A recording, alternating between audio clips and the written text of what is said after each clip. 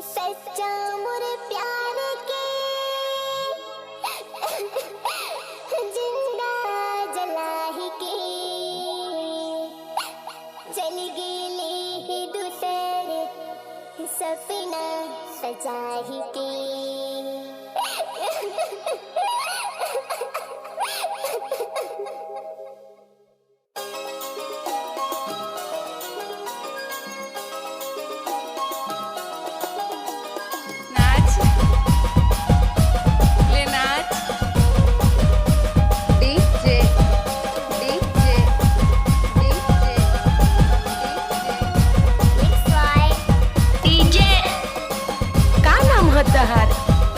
सरजू चत्रा।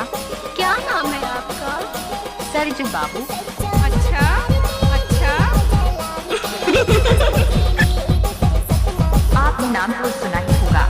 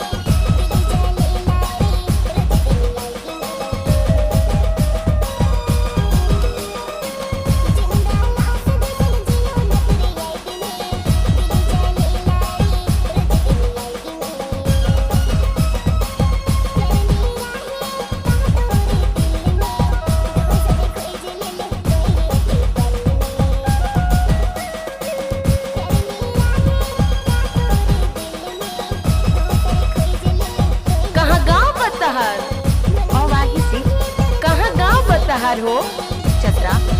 कसम मजा आ गया। अरे वाह। नाम क्या है? नाम क्या है? Sarju Babu. Sarju Babu. DJ DJ DJ.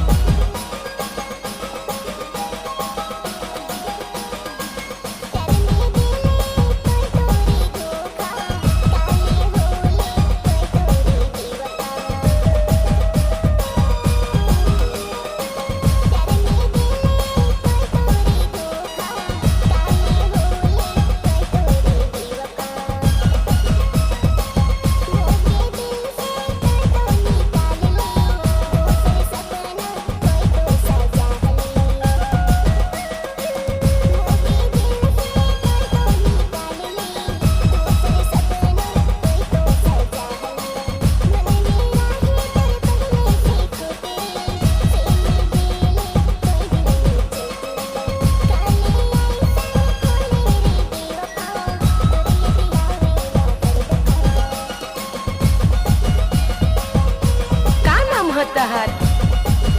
होता है? सरजू बाबू। सरजू बाबू। चत्रा। चत्रा। DJ DJ.